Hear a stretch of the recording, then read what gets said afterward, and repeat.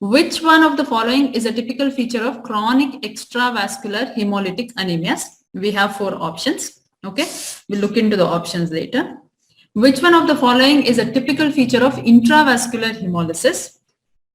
Okay, and the third question will be, which one of these statements is true regarding hereditary spherocytosis? So we will look into details of extravascular hemolysis, intravascular hemolysis, and then a little about hereditary spherocytosis, hereditary elliptocytosis. Okay, whatever the potential questions are, we'll go through them. So when it comes to extravascular hemolysis, you know that the hemolysis is occurring in the reticuloendothelial system, okay, where the macrophage engulf the RBCs and the RBCs are broken down inside the macrophage. Okay, RBCs are engulfed by the macrophage and they are broken down inside the macrophage. So inside the macrophage, globin is released. Okay, iron, hemoglobin which is released is broken down into globin, iron and protoporphyrin. Okay, globin is then degraded to amino acids and the amino acids will be used up for various purposes. Iron is then, which is released from the macrophage, binds to transferrin and it is further reused. Okay, protoporphyrin which is released, it gets converted to bilirubin, taken up by the liver. The unconjugated form is taken up by the liver, then it gets conjugated there, goes into the gut through the portal circulation, okay, and excreted in feces as stercobilinogen, okay, and some of it is reabsorbed into the blood circulation, reaches the renals and it is excreted as urobilinogen in the urine. All these things takes place in case of extravascular hemolysis. So whenever there is extravascular hemolysis, because this is occurring in the reticuloendothelial system, we can expect splenomegaly. Okay, size of spleen is increased. So splenomegaly we can expect. Okay, and because the liver is involved, we can expect jaundice. And in case of chronic hemolysis, gallstones, pigment gallstones. Okay, pigment gallstones. When it comes to urobilinogen, because when there is increased amount of hemolysis, increased urobilinogen in the urine, however, bilirubin will not be increased in urine, urobilinogen will be increased. So urine on standing for long duration, what will happen? The color will increase. Fine, that is the thing. Then when coming to intravascular hemolysis, that means the RBCs are broken down within the blood vessel. Okay, RBCs are broken down within the blood vessel. That time hemoglobin is released into the bloodstream itself. Where is the hemoglobin released? The hemoglobin is released into the bloodstream itself. So this hemoglobin later reaches the renals. Okay, this hemoglobin later reaches the renals and you will see hemoglobinuria and hemosideриnuria. Okay, and then some amount of it is converted to methalbumin. Okay, some amount of it is converted to methalbumin. What is very important in intravascular hemolysis is you will see hemoglobinuria. That is very important. Yes, of course. Then there is something called haptoglobin. Okay, haptoglobin is a polypeptide which is synthesized in the liver. This one will prevent the loss of hemoglobin, okay, whichever is there in the circulation due to hemolysis. How will it prevent the loss of this hemoglobin which is there in circulation? By binding to it. Okay, so haptoglobin binds to hemoglobin and prevents its loss. So whenever there is intravascular hemolysis, there will be hemoglobinuria, hemoglobinemia, and the content, the amount of haptoglobin in the blood will be reduced because the haptoglobin, whatever is there, it is bound to the hemoglobin. That is one important point. It's a potential question. Okay, and then there is something called hemopexin. Okay, like how haptoglobin binds to hemoglobin, hemopexin will bind to heme in the circulation and prevent its loss in the urine. Okay, this is about intravascular and extravascular hemolysis. Fine. Next. So apart from that, we have to know whenever there is hemolysis, no? So what will happen to in the peripheral smear? What are the changes we'll find? In the bone marrow, what are the changes we'll find? Before looking into this, we will just briefly see what are the clinical features. So the patient will have pallor. Okay, the patient will have jaundice. Okay, then the patient can have splenomegaly, as I told you. The urine color turns dark on standing because of the presence of urobilinogen, pigment gallstones. Okay, all these are seen. Fine. And specifically in few hemolytic diseases like sickle cell anemia, what will happen? The patient will present with ulcers around, especially the ankle joint. Okay. And in case of thalassemia, they will have bone deformities. The development only, they'll have bone deformities because of the expansion of the bone marrow. Okay. And in case of cold antibody associated hemolysis, okay, autoimmune hemolytic anemia, what will we see? We will see discoloration of the peripheral acral regions of the body, fingers and toes. Okay. So these are special symptoms which we can observe. When coming to peripheral smear, what will happen is, in the peripheral smear, we will see the characteristic feature is fragmented RBCs, isn't it? So schistocytes. Cystocytes we will see. Along with that, we will see microspherocytes. Microspherocytes are small RBCs without any central pallor. So we will see microspherocytes and cystocytes. What will we see? Microspherocytes and cystocytes. Okay, along with few normocytes. Fine. This is the peripheral smear. When coming to bone marrow, there will be bone marrow expansion because of hemolysis. Okay. One more thing on peripheral smear, we will see increased number of reticulocytosis. Reticulocytosis means increased number of polychromatophilic cells. They are just the immediate precursors of normal RBCs. Okay. See, when we do a retic count, it will be in the range of 2 to 5 usually. Okay, or even more. So it will be definitely above 2. Okay, and then when coming to bone marrow, I told you bone marrow expansion. So all that hair on end appearance, all those things will be there. Fine. Along with that, you will see that ME ratio normally is 2:1 to 3:1, isn't it? So this will become 1:1. Okay, ME ratio will be 1:1. Fine. This is one thing. Then next, when coming to common causes, in causes today I will be concentrating only on hereditary causes of hemolytic anemias. In that, I want you to remember, first thing is membrane defects. Okay, first thing is membrane defects. Under membrane defects, we have HS, HE, hereditary stomatocytosis and Southeast Asian ovalocytosis are there, but they are very subtle. They don't manifest usually. So we have to remember hereditary spherocytosis and hereditary elliptocytosis. Next, we have hemoglobinopathies. Okay, hemoglobinopathies including sickle cell anemia and thalassemias that we will see in detail in the next classes. Okay, and after that we have enzyme deficiency including G6PD deficiency and pyruvate kinase deficiency. Fine, G6PD and pyruvate kinase deficiency.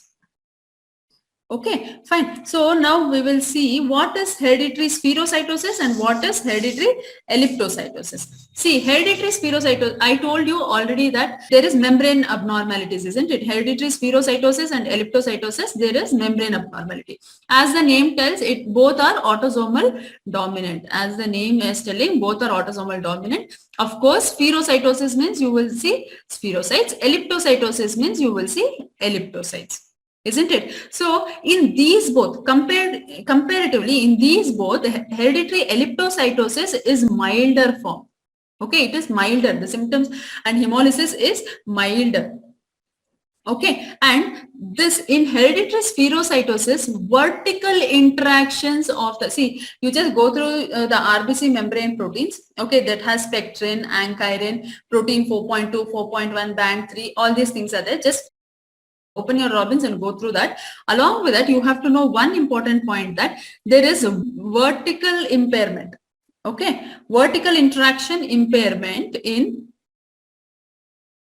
the membrane. Okay, when there is vertical interaction impairment in the membrane, it will lead to hereditary spherocytosis, and here it is horizontal interactions. That much you have to remember. Okay, horizontal interactions. Okay, apart from this, one more thing you have to remember is, which is the most common membrane protein which is deficient in hereditary spherocytosis? It is ankyrin, most common.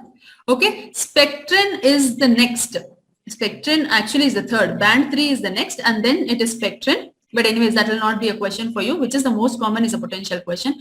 What is the importance of spectrin deficiency is the degree of hemolysis correlates with spectrin defect. The more is the spectrin defect, the more is the hemolysis. Okay. Especially amongst these, if there is spectrin defect, the hemolysis is more.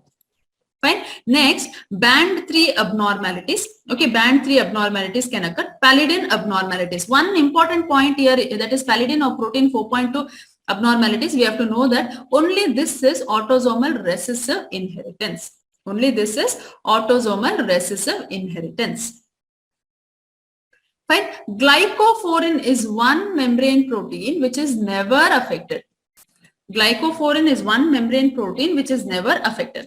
Next, in case of hereditary elliptocytosis, I just want you to remember that spectrin is the one which is mutated in it. Okay, spectrin abnormalities, especially beta spectrin.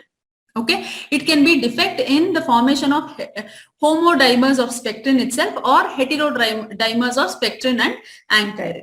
Okay, and one point I want you to remember here is Southeast Asian ovalocytosis. There is one entity when there is band 3 deletion. Okay, it is caused when there is band 3 deletion, and in those cases you see something called pincer cells. Important question. You see something called pincer cells. Fine, you see something called pincer cells. So in both these, hereditary spherocytosis, the manifest signs and symptoms, hemolysis is more. Hereditary elliptocytosis, it is milder. Okay. Apart from these both, there is something called hereditary stomatocytosis.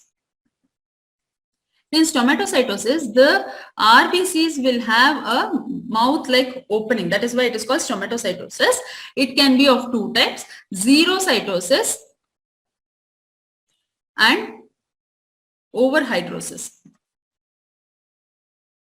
Okay, in xerocytosis type, there is actually defect in the membrane lipid protein. Okay, so what happens here is, that is not important for you as a question, that is too much in detail. So in xerocytosis, you have to know that the osmotic fragility is decreased.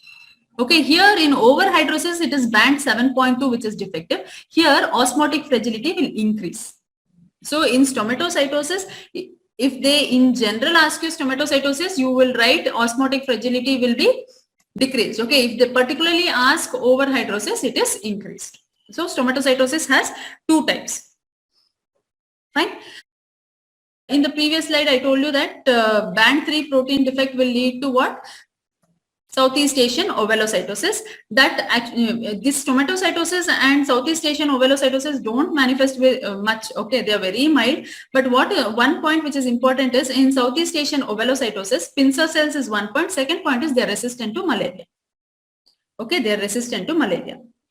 So what is the investigation of choice? Investigation usually before it was osmotic fragility was the preferred thing. But now we do flow cytometry with eosin 5 maleimide. Okay, eosin 5 maleimide. So this is going to measure the content of membrane proteins. Okay, especially band 3. So whenever the content is reduced, the graph will be reduced, and hence we cannot tell particularly which protein, membrane protein is defective. Mostly this is eosin 5 maleimide will bind to band 3. But it is not going to exactly tell you it is band 3 defect or ankyrin or spectrin. It will just tell you there is membrane defect. That's all. Okay. So it is little better than osmotic fragility. Fine. If they ask you, this can be a question. This curve can be given, and what does it detect? It will detect membrane abnormalities, membrane structure and defects. Okay. So on peripheral smear, if you observe this smear, see these are all microspherocytes which are seen. So in hereditary spherocytosis, actually when they are formed, they are biconcave and normal. Gradually, as they age, some amount of membrane is pinched off in the spleen, leading to spherocytes. Okay, this is hereditary spherocytosis. See here, many elliptocytes you are able to see. Okay, so this is an image of hereditary elliptocytosis. See here, this is hereditary stomatocytosis. Fine. Okay. Then next, especially for HS and HE, the treatment is splenectomy. And because there is hemolysis, folic acid. Okay, these both the patient will do well. Usually when only we see moderate and severe hemolysis, we do splenectomy, okay, because considering its morbidity associated with capsulated organism infection. Which one of the following is typical feature of chronic extravascular hemolytic anemias? So, a raised serum conjugate bilirubin, okay, then low reticulocyte count. So this is ruled out. Whenever there is hemolysis, there is no low reticulocyte count because reticulocyte count is going to be increased. So that option is ruled out, okay. Hypocellular bone marrow, no, bone marrow expansion occurs. So the bone marrow will be hypercellular with ME ratio 1:1. So this is ruled out, okay. And then risk for gallstones, yes, this you have a doubt and this you have a doubt. It is raised serum unconjugated bilirubin because there is excess of bilirubin produced. The liver is not able to conjugate. So this will be a wrong option. Okay. And so risk for gallstones will be increased. Okay. On chronic extra, especially see, they have given a point called chronic. So the risk for gallstones are increased. Which one of the following is a typical feature of intravascular hemolysis? See, positive Coombs test is a feature of autoimmune hemolytic anemia. So this is ruled out. Hemosiderin in urine, yes. This you have a doubt, keep it aside. Elevated haptoglobulin level, whenever there is intravascular hemolysis, I told you haptoglobulin binds to hemoglobin, so there will be reduced haptoglobulin level. So this is ruled out. Raised serum bilirubin is usually a feature of extravascular hemolysis. So hemosiderin in urine, hemosideриnuria, hemoglobinuria, methalbuminemia, hemoglobinemia is a feature of intravascular hemolysis. Fine. Which one of these statements is true regarding hereditary spherocytosis? It is caused by inherited defect in hemoglobin. No, it is hemoglobinopathy. So this option is wrong. It is more common in males. I didn't tell you any preference. So this option is also going to be wrong. It can be treated by splenectomy. Yes, so it can be treated by splenectomy. All the above option is wrong because the other two options are wrong. Fine. Thank you. Best training, peaceful environment, PG medical entrance exam preparation were my expectations. I got them at Speed Medical Village in Kanchipuram. Today, I am a PG topper. Speed Medical Village, a unique eco-friendly campus dedicated for PG preparation. Speed Medical Institute, a complete solution for medical education.